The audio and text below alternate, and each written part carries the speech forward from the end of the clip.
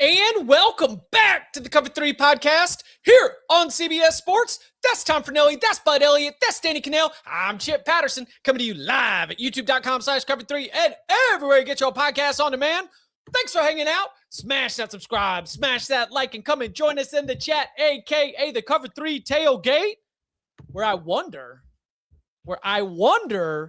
if one of our Splash leaders is currently hanging out right now. Have y'all been checking up on the Splash? Our Splash Bowl Pick'em contest off and running. And I want to say this mostly as a reminder to everybody that we've got the next rounds. And as each playoff round gets through, so Terry R, 15-5, tied for first place. Matt K, 15-5, tied for first place. And according to my scan, shout out to our very own Claire, who is leading all CBS crew in first place. Tom Fornelli, currently the leader among the four of us on the Splash contest. So congratulations to you. A lot of our friends in the tailgate, as I was going through looking for everybody, it was great to see that y'all got involved. We appreciate you signing up. But yes, a reminder that as each round advances, a new option of games will pop up. So I don't want anyone to miss anyone, because if the only way you get points is to play them. Anyway, we've got a lot to get to today. We are going to be giving you our locks for the College Football Playoff Quarterfinal games. That's the Cotton Bowl of Ohio State and Miami. That is the Orange Bowl between Oregon and Texas Tech. Then into the Rose Bowl, Indiana, Alabama, and the Sugar Bowl, Georgia, Ole Miss. That we'll be giving you our best bets for that. Then on Tuesday, you will see hit your feed our big game breakdown. So today is the winners. Tomorrow is where the games will hinge. So a little bit more nitty-gritty on the matchup. That'll be coming your way. Keep your eyes on the feed. Make sure you are subscribed. But before we lock it up, I did want to address the biggest news since the last time we were able to gather together, all four of us, and that was Michigan's hire of Kyle Whittingham. Bud and I were able to jump on real fast as the news was really bubbling up. Now that we've got everybody together, Danny, we've gotten to hear from Coach Whittingham at this point, so we've got a little bit more context in terms of his plans for the staff and what the team's going to look like. What do you make of the end result of the Wolverines landing the I was wondering about this. Is Kyle Whittingham, if he had just retired, would he have been in the running for College Football Hall of Fame? I think he has the win percentage. Yeah.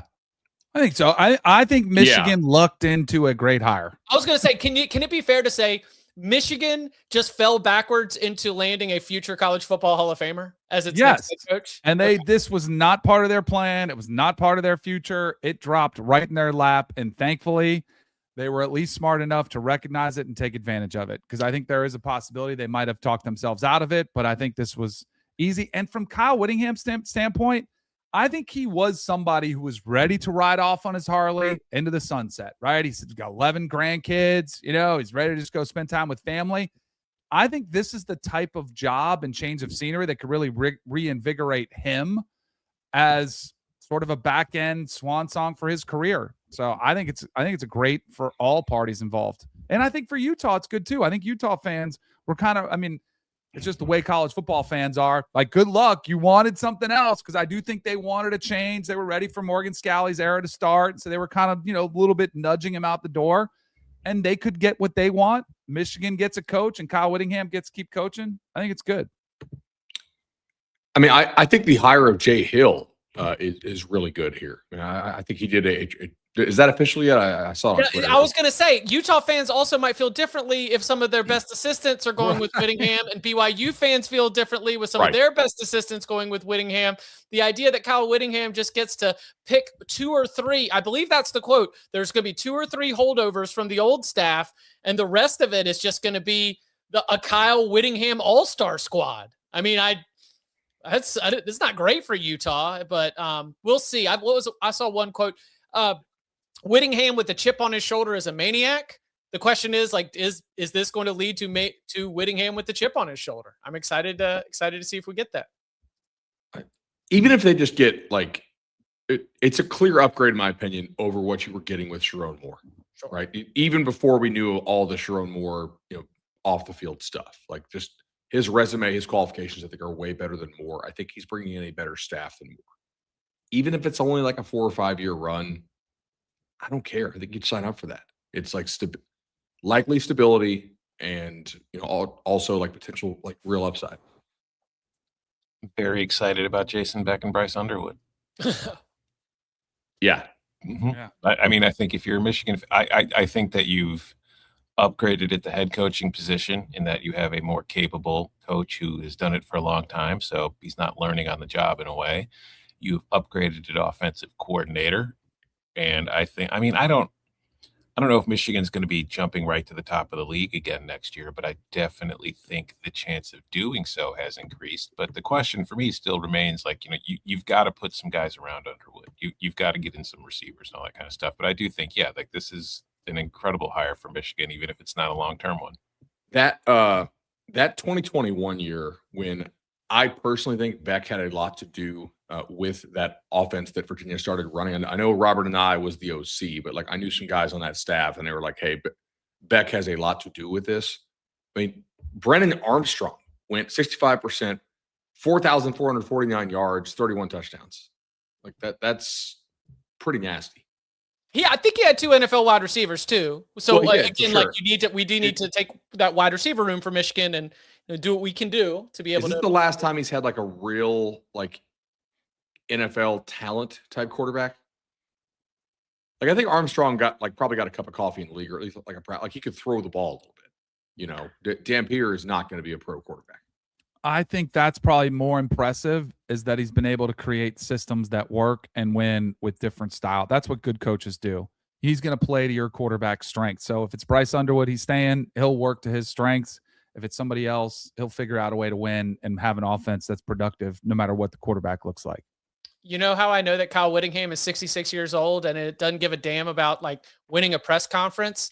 Most coaches get hired and they come out, the coach, what's it going to look like? And like, multiple, aggressive, buzzword. Kyle Whittingham got there. It's like, we're going to be 11 personnel. We're going to be spread.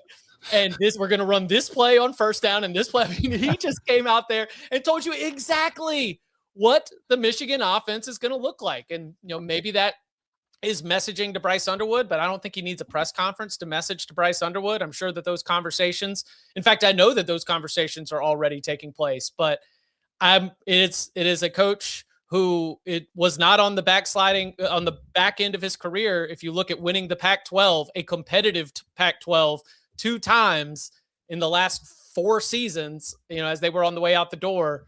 The more that I've thought about it, and again, like Bud, you and I went live on Friday, kind of mid-morning, right? So it even hadn't been announced, but the more that we hear, the more that we learn, the more enthusiastic I am about what this can do for Michigan in terms of like, for talking to a Michigan fan, it's like, this is the Dusty May hire. That's the way they look at it, where you had John Beilein, Juwan Howard, then Dusty May.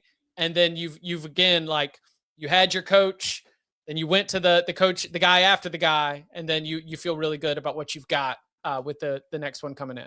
Most importantly, they need right now, he's got a pretty pristine reputation. That's desperately what Michigan needs. The Instagram audit did get me a little, it's like he only follows 11 females on Instagram and all of them he's related to. It was an immediate audit of Kyle Whittingham's Instagram following. And he last posted in like 2018. Yeah, 100%. Did you guys see this? Go ahead, Tom. I cut you off 3 times. I said on HQ that he doesn't even look at his own Instagram, let alone anybody else's. Right. He definitely is not on Instagram. Ward Manuel is because they used Turnkey, but then he was like, "This was my guy. This is who I told them to hire." Turnkey's still going to expect that check. So yes, I agree. Say whatever you want, bro. I want to point out, though, the next shoe to drop. Because we talked about this when we were kind of discussing before all the Sharon stuff dropped and just about like what Michigan was going to do going forward. Like their schedule next year is brutal. Thank you for bringing this up. Yeah. They play Oklahoma, Indiana, Iowa, Penn State, and they're at Oregon and they're at Ohio State. Like this could be a 7-5 team next year, even with Whittingham. And like an annoying game, like at Minnesota, a game that you'd be expected to win, but it's not a game like you won't be a 25-point favorite there in Minneapolis. You mean LSU in gold and maroon? Yeah, I've been told that Minnesota is that was wild. LSU. That's a very funny stat. Do you know who else has a similar stat profile? The NC State Wolfpack. Same timetable. A lot of those numbers line up too. Just remarkable stuff. One of the responses was like, and fired coaches 0 and 2. Anything else on the Whittingham hires before? I know the people are hungry for the locks. So anything we want to make sure we address here? Staff is, who gets retained? Do you think? I don't know. It's hard to say at this time of year. Yeah, I don't know. I would assume not many on defense, but maybe. Mm-hmm. The tearful Wink Martindale press conference at the Citrus Bowl was an odd spot for us to maybe get a window into what might be happening there. Yeah. But, I would assume that he's not going to be a part of the staff in 2026. All right. Coming up on the other side, we turn our attention to the College Football Playoff Quarterfinals with our very best bets. It's the CFP locks and more. Next. This isn't just combat. It's cinema. Ready or not, here I come. Let's go! Are you not entertained? The new home of UFC, Paramount Plus. Back here on the Cover 3 podcast, and it is with great joy that I ask a question in advance. The 4 games that will set the semifinals in motion for the CFP. I say, gentlemen, y'all ready to lock it up? Yes, sir. Since 2005, the under in games between service academies is 40-9-1. We're picking locks. Give me an over in this one as well. A little 2-for-1 special. Don't get these locks. I was a sicko last week. Y'all were watching the good games. I was live betting the hell out of ULM Kentucky. My Blue Plate special 5-star locks are coming. 5-star master lock. Lock it You up. want these locks. I'm living and dying every point, every cover. From the locking chair to your eyes and ears, and a reminder that locks all season long are sponsored by Cash App. Making money moves should be easy, and that's why there's Cash App. It's fast, safe, and honestly, just way more personalized than other apps out there. Our thanks to Cash App for sponsoring the pursuit of the Cash App Trophy. We will begin with a look at New Year's Eve down in Dallas. As the Miami Hurricanes, coming off that huge win against Texas A&M, now they take on Ohio State. We haven't seen the Buckeyes since that 13-10 defeat to Indiana. It was their lone defeat in their 13-game campaign so far. Looking at it right now as we were sitting together, I've got Ohio State around 9.5-point favorite. You can maybe find some 9s out there. Over-under sitting around maybe 41.5 or so. So who's got a lock? Spoiler alert, I have a lock for all 4 of these games. I actually do as well. Yeah. Okay, well, then who wants to get the lock started? I'll go. All right, go Tom. Give me Miami plus 9.5. I do think that if you look at how Ohio State's season has gone, they've played 2 teams with very good defensive fronts, Texas and Indiana. 2 teams that gave them a whole hell of a lot of trouble. And I do think that Miami defensively will be able to give Ohio State some problems. I don't know if they will be able to give them as many problems as they gave Texas A&M, but I do think they will do enough to keep this game closer and at least limit the big plays that Ohio State is capable of hitting against just about everybody else. I think that they will put Julian Sayin under pressure, and we have seen Sayin, when he's under pressure, make some mistakes that we typically don't see him make. So while I believe Ohio State does win this game more often than not, I think that the spread is a little large. So I did like it a lot more when it opened at like 10 in some places. Now that it's down to 9.5, I don't like it as much, but I still think it's the right side to be on. So it's not a direct fight. I am going to lock up Ohio State -4 in the first half. The thing I really want to play, but I can't give it on the lock, but I would if I could, I would, is like Miami first half team total under. Why can't we give that out? Because it's like minus 160 juice, and that's just really not fair for locks. So I was looking for something like that I can give out on the show. But I don't think Miami's scoring 10 points in the first half. So like 8.5 there to the under is something I'm interested in. I do think Ohio State's defense is likely going to have a good bit of success here. I think they are a better run defense than Texas A&M. Texas A&M, they kind of jump out of gaps sometimes and take some chances. Ohio State doesn't really do that as much. I think they make you earn it a little bit more. And I also think like the number of coverages Ohio State plays and how well they play them is likely to cause some confusion for Miami with the receivers and also Beck, obviously. So what'd you say you had it at? Because I saw a Miami first half team total under 7 at minus 110. Let me look here. So I have first half team total is like 8.5 minus 50, 8.5 minus 56, 8.5 minus 60.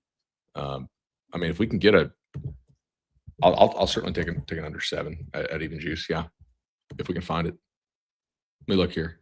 I am not. You check. You check FanDuel. I'll check something. We're not going to give it no free ads. Okay. All right, Danny, where are you going on this one?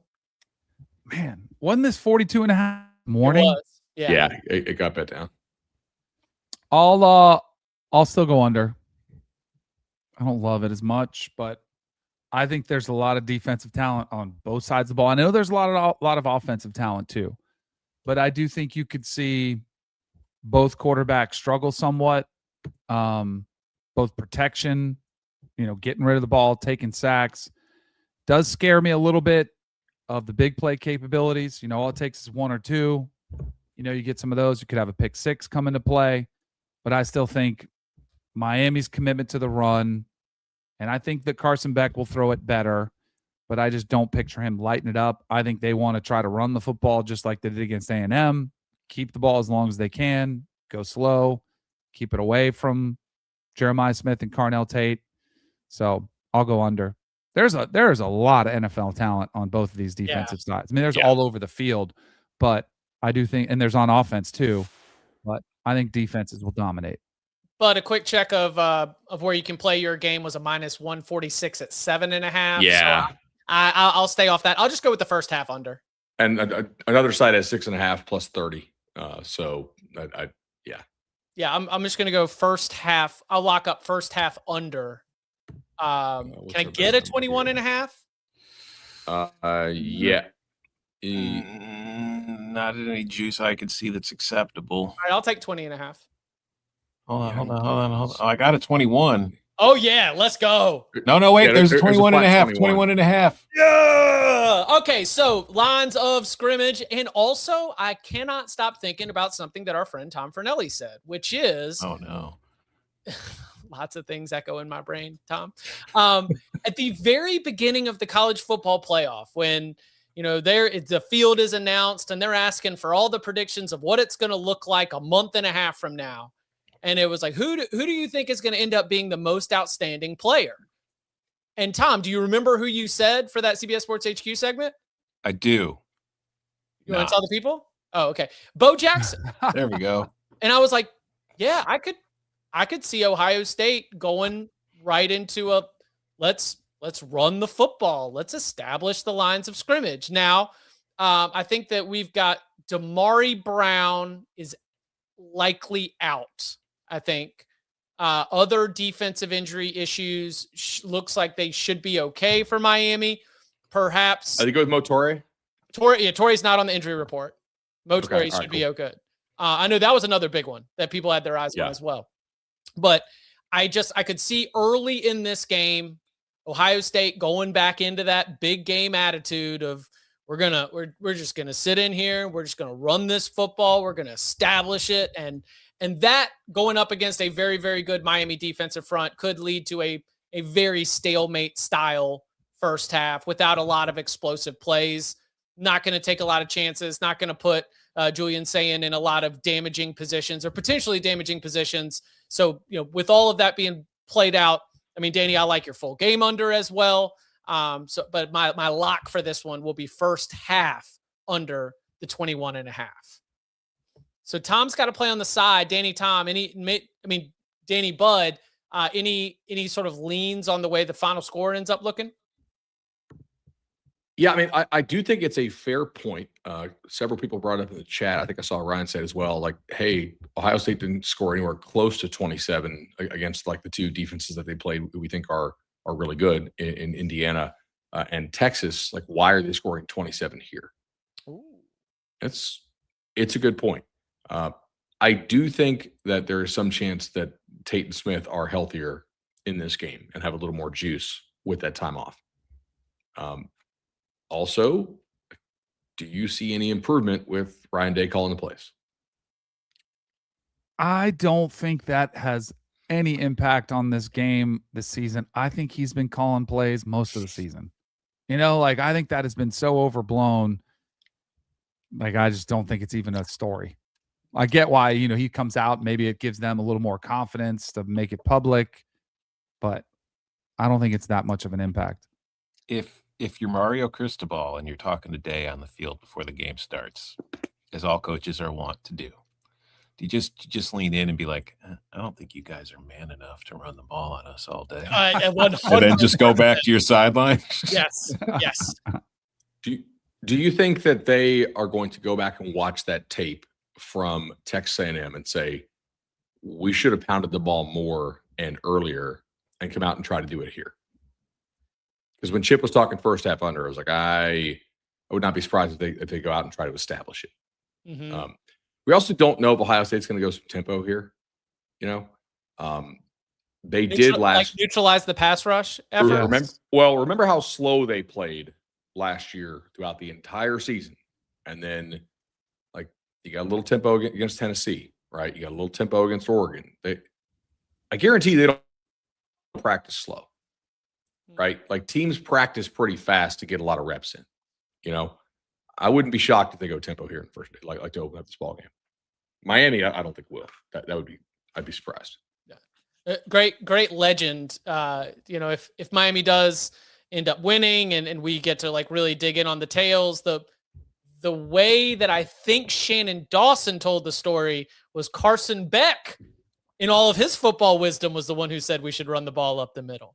So, we'll see if that ends up building into something. Again, that's the way Shannon Dawson told it. So who knows? But the legend of Carson Beck, he'll have his chance to have his stamp on this game. Again, that one will be Wednesday night, 7:30 p.m. Eastern Time kickoff from North Texas in Jerry World, the Cotton Bowl quarterfinal between Miami and Ohio State. That gets us on into Thursday's New Year's Day action, which will start in the Orange Bowl, Oregon and Texas Tech. Who wants to get us started? Ducks. Danny? Ducks. Quack, quack. I mean, I think it's pretty known on this show. I picked Oregon to win the national championship. I think they're going to get right at the right time. I think the perfect outcome against James Madison occurred where, people may be down on them saying, oh, maybe their defense is overrated because they gave up some points late. I think they come in a little bit surly because of that. I also think that Texas Tech, as good as their defense has been, and statistically they're off the charts, they have not faced a quarterback or an offense with the type of weapons that Oregon has. I think Oregon has the edge at offensive line. I don't think it's that much of an edge for Texas Tech and their defensive front seven over Oregon's defensive front seven. I think they're really good too. I think Oregon's the better team. I'm going to lay them. Lock agreement. Whoa! Yeah.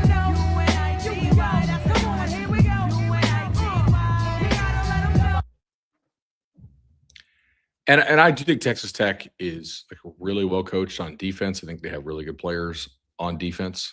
I just trust Dante Moore better. Like the guy, I think he's just really, really good. And I just trust him to make big time throws and to make to throw the ball accurately and to play like really high level court. He might be the best quarterback in this tournament. Mendoza won the Heisman, and I'm not saying that he's better than Mendoza, but I think there's a chance. I think he's in that conversation, and I'm going to ride with the better quarterback here. Gentlemen. Oh, buddy. Oh, buddy. I have to ask you, who were the best defensive fronts that Oregon saw this year? Ooh, okay. You would say Indiana, clearly. Yep. Penn State. Yep, there you go. Mm-hmm. And don't forget Iowa. Iowa. In those games, Oregon scored 17 points in regulation against Penn State. They scored 20 points against Indiana, and they scored 18 points against Iowa. I think Texas Tech's defensive line is better than all three of those teams. Woo! I think Texas Tech will do a much better job defensively against Oregon than they're used to seeing. I think that they can do a good job of keeping Dante Moore in the pocket, and I think that's where you want Dante Moore. I think when Dante Moore gets out of the pocket, he is absolutely incredible. When he's in there, he's still good, but he's not quite the same player, which is why I am not nearly as confident in Oregon winning this game as you guys are.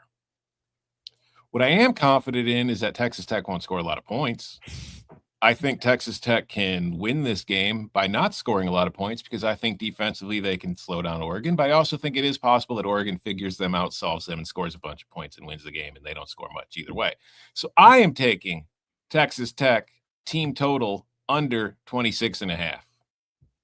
That's a good number. Mm-hmm. Yeah. I mean, I think we are aligned in terms of our vision here, but what about the Oregon side of it? You could see it coming down either way, because I do see this. I don't want my confidence in a Ducks pick to look like discredit for who Texas Tech is or who Texas Tech has done. But as I game out what I think will happen on the field, ultimately I'm going to need one of these teams to put together some kind of score.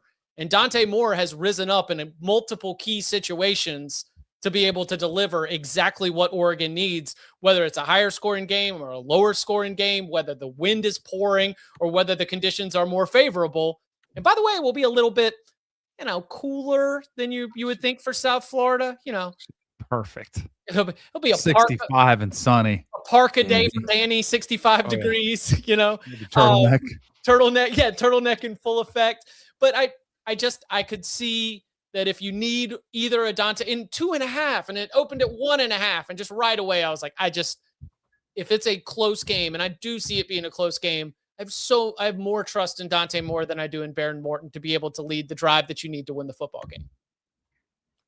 Yeah, I also think that a lot of what Oregon has done over the last 6 weeks has been built on their run game, and Texas Tech's been pretty damn good against the run. Now, the one caveat I would put with that is the best rushing offenses Tech has faced this year don't have quarterbacks nearly as good as Dante Moore. So they were more able to kind of load up and stop those rushing attacks than they probably will be able to in this game. It's just, Oregon to me is still a mystery. Like, I think when they're fully healthy, they could be a national title kind of team, but they also could just be who they've been all year, which is a very good team that hasn't really been complete and has problems sometimes with other good teams.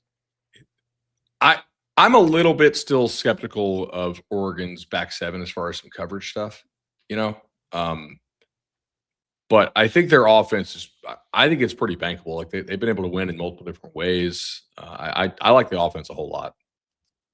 One piece here that I think will be very important to watch, Tom, you mentioning the Big 12 defenses that they faced. I want the Texas Tech's average third down distance is not great. Mm-hmm. And that's against defenses that aren't as good as Oregon's. If they consistently find themselves in 3rd and 7, 3rd and 8, 3rd and 9 type situations, I think it's going to be very, very difficult to stay on the field and keep drives alive. I think they've been able, because they do have great talent and athleticism and the playmaking, I think they've been able to bail themselves out of some of those scenarios against some lesser defenses. So I guess, it falls in line with your Texas Tech team total under, but that was another thing that I was looking at when I was trying to figure out what to expect from Texas Tech's offense going up against Oregon's defense. Chip read my naughty and nice story. Oh, the third down and distance, Mm-hmm, the third down average distance. Mm-hmm. All right. Love that.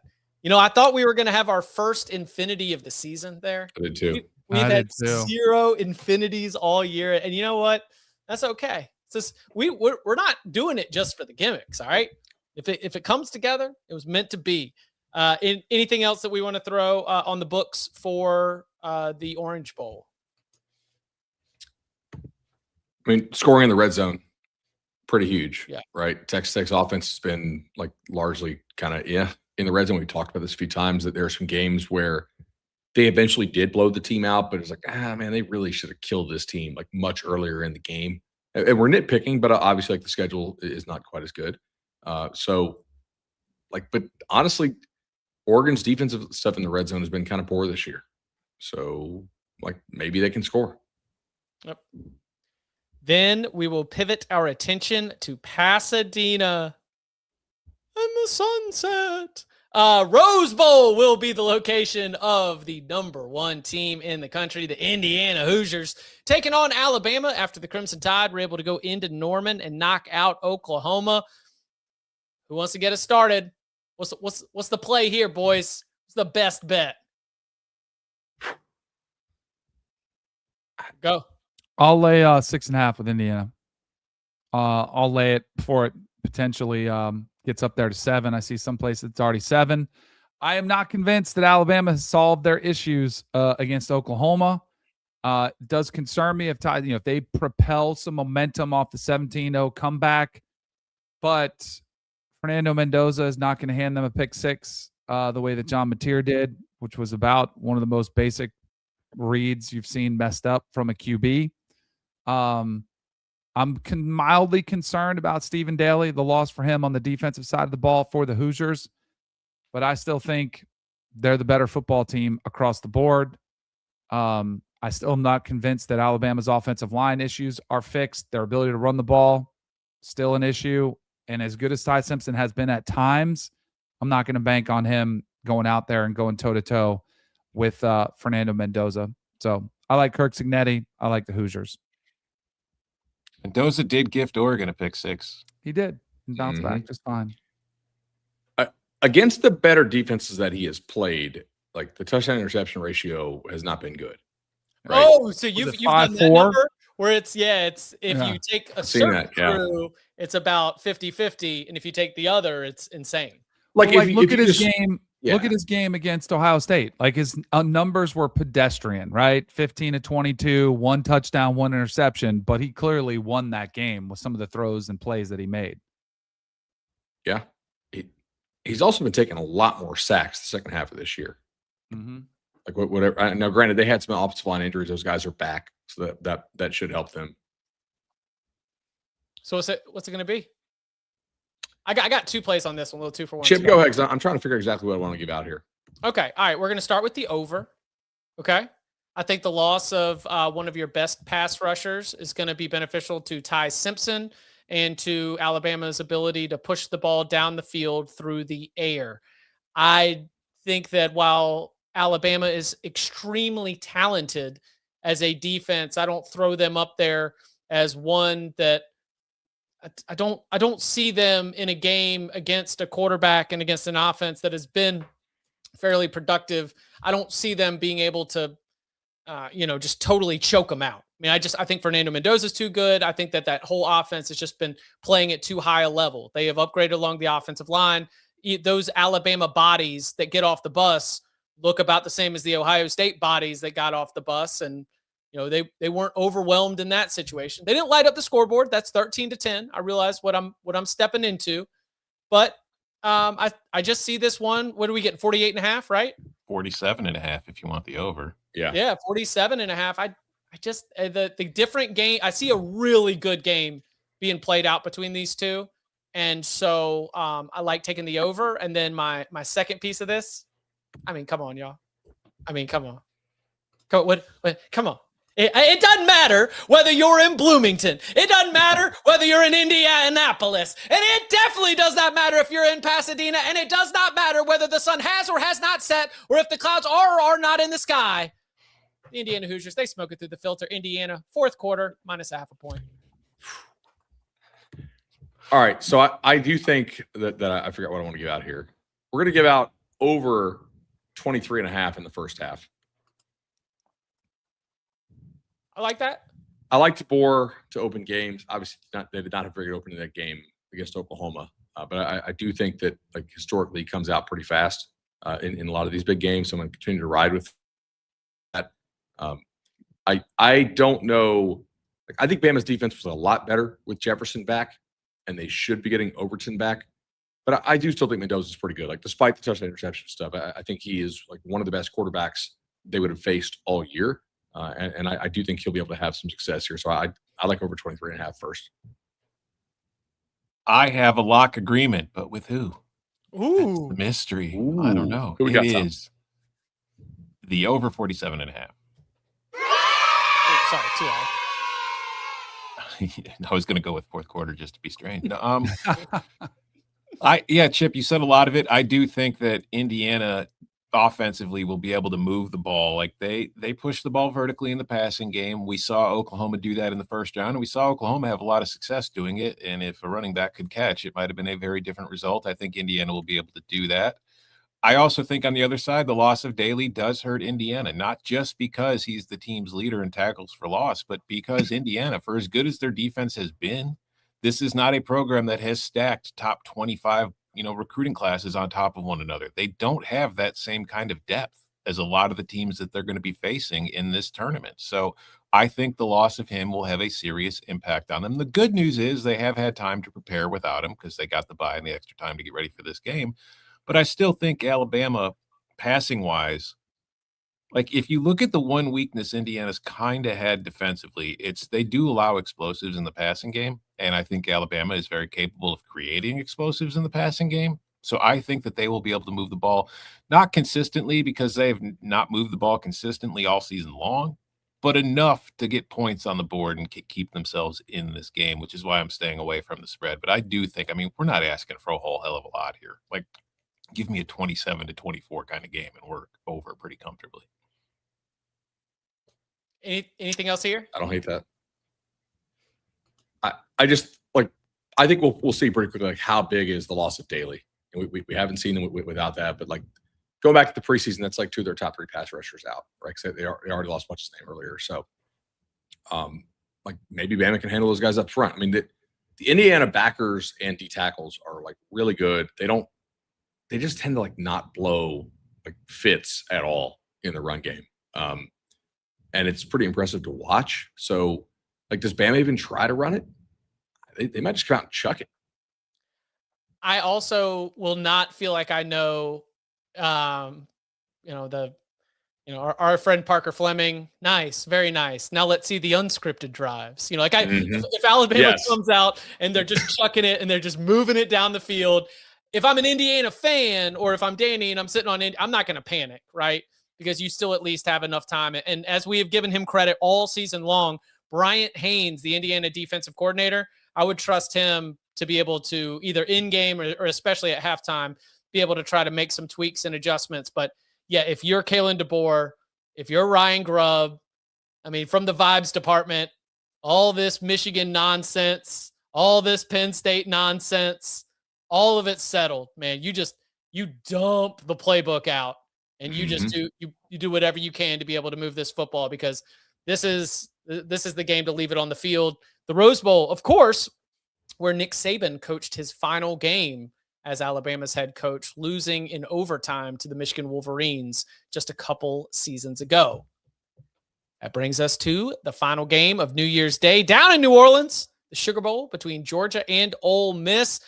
First time we saw this game, it was an 8-point victory, high-scoring game for the Dogs. So what's it going to look like this time with a little bit of a changeover in coaching staff on the Ole Miss side? And some, we can address them here or in Big Game Breakdown. Some changes also personnel-wise in terms of availability on the Georgia side as well. Right now, I just need to know, what's the lock? This would be my under. Oh, sorry. I'm going under 56.5. I think Georgia's defense has played really well down the stretch, even accounting for, like, some of the teams they played. I think that they have just, like, kind of gelled as a unit. Kirby's talked about how, like, the importance of playing some of these younger guys earlier in the season. I think they've really come together. They look really good to me. On the other hand, I'm a little skeptical of what Georgia's offense has looked like over the past 6 quarters. And I know they scored points on Alabama, but if you watch the game, I wasn't blown away. I'm not saying they sucked, but like, I wasn't just blown away with how they moved it. Obviously, they had some very favorable field position. There was almost like no downfield stuff in that game. Now, granted, they've been really good with the screen stuff this year, especially to branch on the outside. The run game has come along.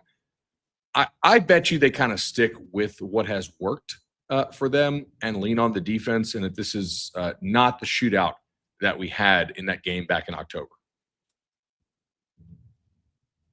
Tom? I do think it will be. Oh, I think it'll be one team shooting it out.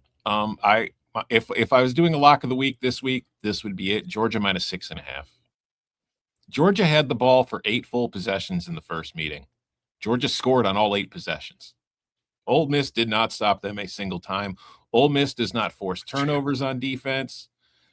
That means if Ole Miss is going to keep up in this game, they're going to have to pretty much score on every possession. Now, in the first meeting, they did a very good job of doing that.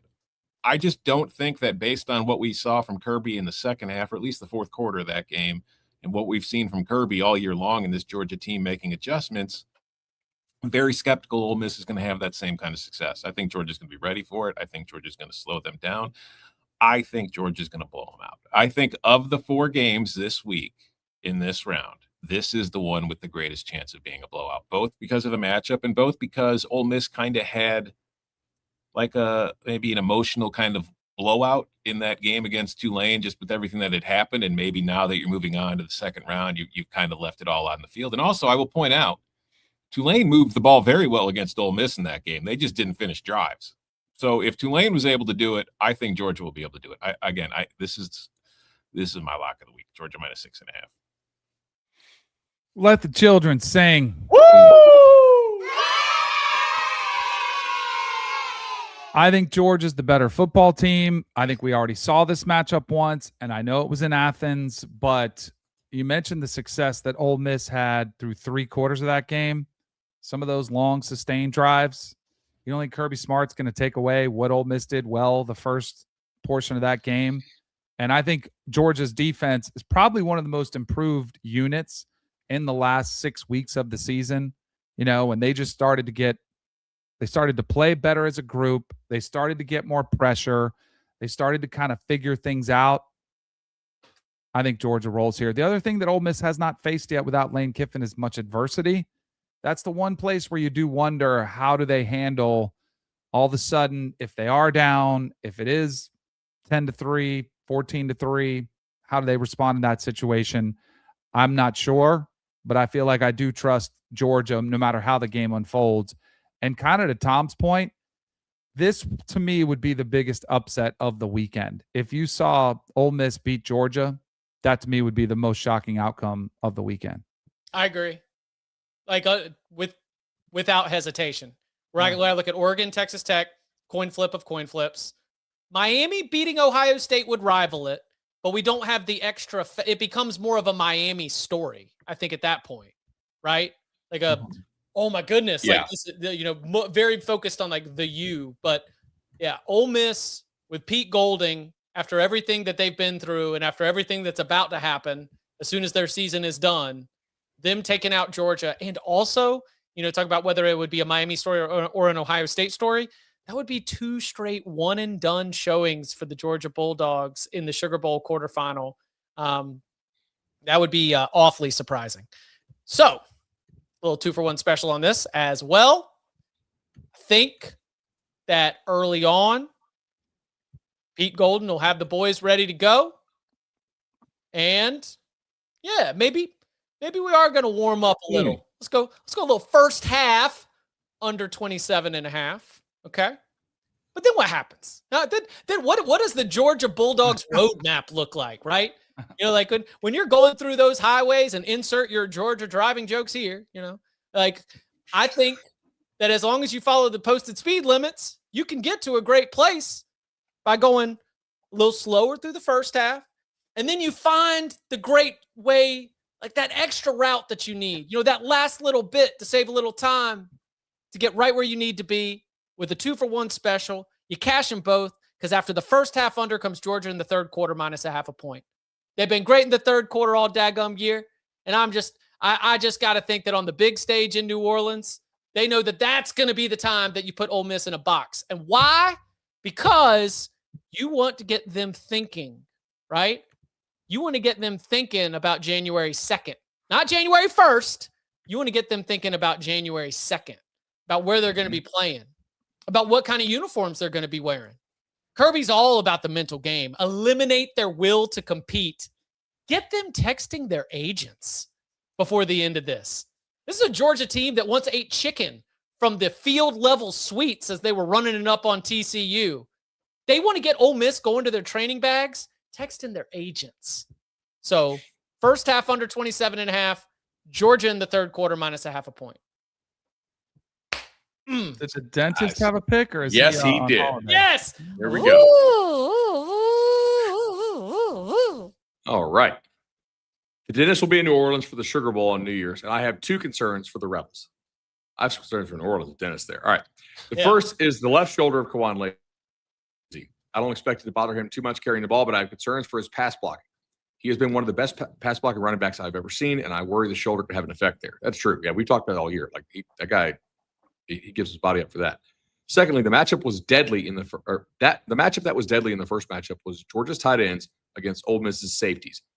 I don't know what Ole Miss can do to try to offset this mismatch. I'm assuming you try to get more pressure on QB. But if they can't get to Stockton, this might be a big problem again. My Ole Miss locks record has been a disaster this year, even though almost all of those picks should have hit. Sure. So I hope that trade continues with this pick. Give me Georgia team total over 31.5. I think you can probably get him at 30.5, right? I was looking at that one. Yeah, probably. Yeah, Let's see. You can. Yeah. All right. Let's go. And then also he has a pick on Vandy, which I know we're probably not doing locks on bowl games right now. Let's hear it. Let's hear it. Well, Ole Miss picks have been a disaster this year. My Vandy picks have been money. I believe this Vandy team will take this game seriously and play with something to prove after being left out of the playoff. Iowa usually has a pretty good effort in bowl games, but I'm not sure they will be able to score enough to keep up. Give me the Doors minus 4.5. No Stowers. Off-season show idea. We should rank like the most legitimate versus the most illegitimate. Hey, we got snubbed for the playoff claims now that we have like a decade of playoff. Ooh. Like take it all the way back to TCU Baylor. Right. Yeah. And then all the way up to the 10-2 teams from this year. Your Notre Dames and like. Yeah. I guess, are you talking about including Texas and Vandy? Right. Like if your coach was campaigning or whining for it, like we should rate it on like how ridiculous, like what's your claim? Yeah. 2016 Penn State from the tailgate. Not a bad one. Yeah. Agreed. They want me. This could be a fun off-season show. Yeah. I like that. We will make a note for sure. And don't worry, we will have a word on that game coming up in Bowlnanza, even if it is not one of our official locks. But to review, Bud's got Ohio State in the first half -4, Oregon -2.5, Alabama, Indiana first half over 23.5, and Ole Miss, Georgia under 56.5. Chips on Miami, Ohio State first half under 21.5, Oregon -2.5, Alabama, Indiana over 47.5, Indiana fourth quarter -0.5 point, Ole Miss, Georgia first half under 27.5, and Georgia -0.5 point. Danny's got Miami, Ohio State under 41.5, Oregon -2.5, Indiana -6.5, Georgia -6.5, and Tom's on Miami, the U +9.5, Texas Tech team total under 26.5, Alabama, Indiana over 47.5, and Georgia -6.5. And those were the locks sponsored by Cash App. As you heard me say at the top of the show, new Cash App users can use our code to get free money. Use our code Cover3, send $5 to a friend within 14 days, and you'll get $10 right in your account. Thank you to Cash App. And coming up on the other side, our Moneyline Sprinkles for the quarterfinals, plus Bowlnanza. Get you set for the weekend. More next. This isn't just combat. It's cinema. Ready or not, here I come. Let's go! Are you not entertained? The new home of UFC, Paramount Plus. Back here on the Cover 3 podcast, and now it's time for Moneyline Sprinkles, brought to you by FanDuel. Play your game. All right, now you don't have to sprinkle anything, but there are sprinkles available to be won, like when you sprinkled Miami in the first round of the college football playoff. So let's see, what are we sprinkling here today, Bud? Bama. I just think it's the really high variance game among the two that are, among the three that are, touchdown plus. I can get Bama plus 215 is the best. 220. I'll take 220. Yeah, I do think that like the variance without having Daly is potentially there. So give me Bama plus 220. Danny? Give me the Hurricanes to beat Ohio State. I'm not sure what the best number it is. The only thing that made me nervous why I didn't take them 9.5 is the number I think is way too big. So maybe the odds makers are right. Maybe it's pretty convincing cruising win for Ohio State. But I think Miami matches up really well. I think Carson Beck has played a lot better. He's protected the football.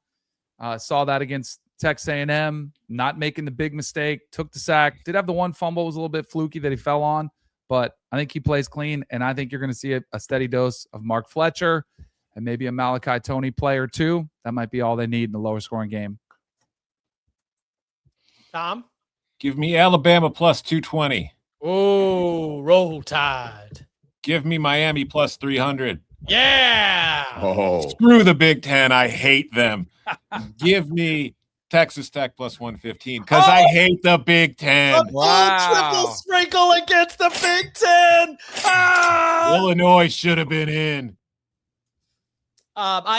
Throw me down for the Alabama and the Miami as well. I will not take the extra step for a full triple anti-Big Ten play, but there is just that there is a little bit of the curiosity for me that even though we have fixed the seeding, right?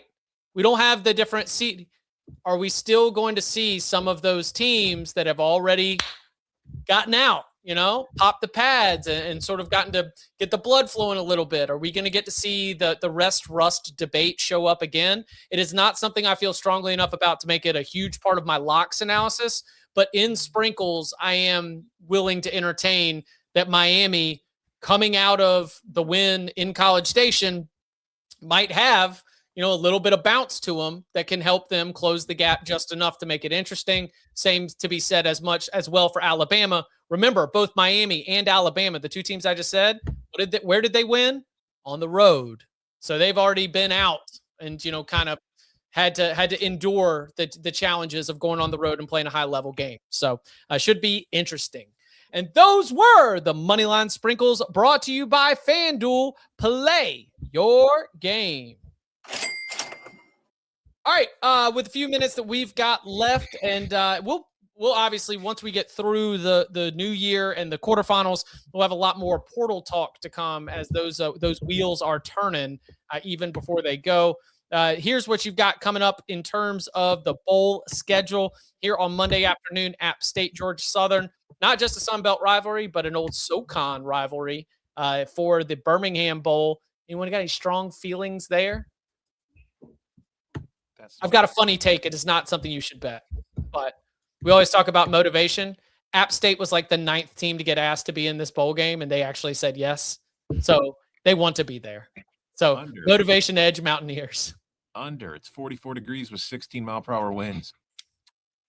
Yeah, I tend to agree. It got bet a little bit this morning already, but yeah, I'm not betting over in this. None of these teams are going to want to be there by the second quarter. I'll tell you what, of all the handicaps that I've had to offer in the last maybe 5 or 6 days or so, the one that I felt the best about with the way it played out was something that we had talked about, Tom. I know. Does UConn want to tackle in 26-degree weather? The answer was decidedly no. No. Army soars over team total over 26.5 by putting up 41 on the Huskies. Tuesday, 3 bowls on deck. And of course, the one that's going to have our attention is going to be Illinois and Tennessee playing in the Music City Bowl. Tom, what's the read on this one? Come on. You kidding? Illinois is going to crush those losers. It's going to be 36 degrees. They're not built for that. They're SEC. They don't know how to handle this Big Ten Midwestern cold. Also, they've had a lot of players opt out. Luke Altmaier's going out. It's his final game. Tennessee did come after him in the offseason. He's going to show them what they missed out on. And I'll pretend I'm not at all worried about neither Gabe Akis or J.C. Davis playing. Because, I mean, who needs your best pass rusher or your starting left tackle? Not me. I don't need them. So this is a frequent spot, as you might imagine, for them wanting to sell tickets. The idea that it's a Nashville-based bowl game. So if you think you've heard this before, you have, and it's usually pretty good. So they lost to Purdue 48-45 in the Music City Bowl back in late 2021.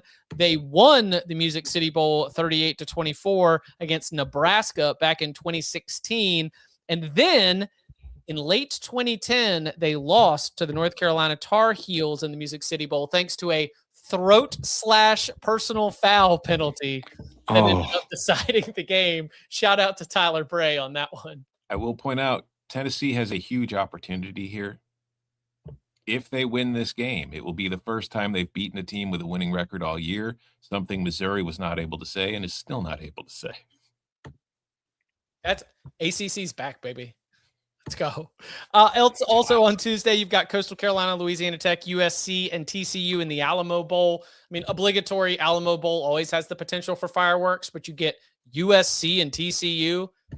I don't know what it's going to look like, but I imagine there will be points. No Josh Hoover, right? No Josh Hoover. Is Jaden Maiava playing? I don't. I mean, he's not going to have his top receivers, I don't believe. But I just feel like I would assume he's playing. Yeah, I feel like USC's got a pretty decided quarterback edge in this one, so I lean the Trojans. I mean, they might have had a quarterback edge if Hoover plays. Yeah, but now it's kind of large. And then on Wednesday, these will be the games on the 31st of December. Very fun slate, including the Sun Bowl on CBS between Arizona State and Duke.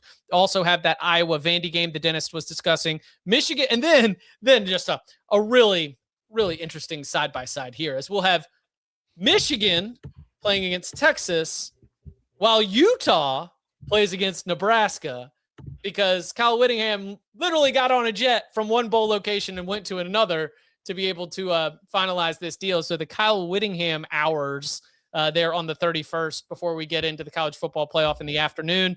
Danny, what of those games on the 31st stands out to you?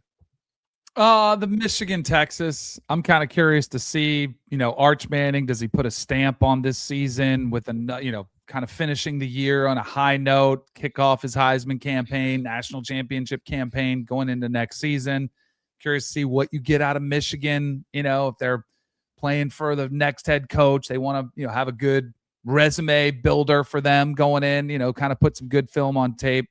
So, I think the Michigan, Texas game is one I'm looking at. Tom, Bud, what else from the 31st? I mean, that's kind of the one I really want to watch. Well, Iowa Vandy's really good. Outside of the Sun Bowl. Yeah, I was going to say the biggest game of the Sun day Bowl, is the of Sun course. Bowl. Yes. And Jeff Sims at the age of 45 finally hanging up his cleats one last time. It's like Phillip Rivers this week, Jeff Sims next week. I mean, you've got one quarterback who re-signed with his team, another quarterback who might be leaving his team. Culture Edge Blue Devils, just a question, a curiosity. Great Manny Diaz and the Duke Blue sombrero at the team arrivals. He's eating it up. The Sun Bowl. I have not been myself, so I don't want to speak too much out of place, but I know a lot of people who have, mostly because of the ACC ties to that game. It is one of the bowl games that will sell a lot of tickets and have a lot of community involvement, no matter who's there. And that's cool. It's one of the last real gems of sort of the old bowl tradition there in El Paso. Of course, be careful if you decide to make the trek on foot across the border. Always go with the buddy system on that one.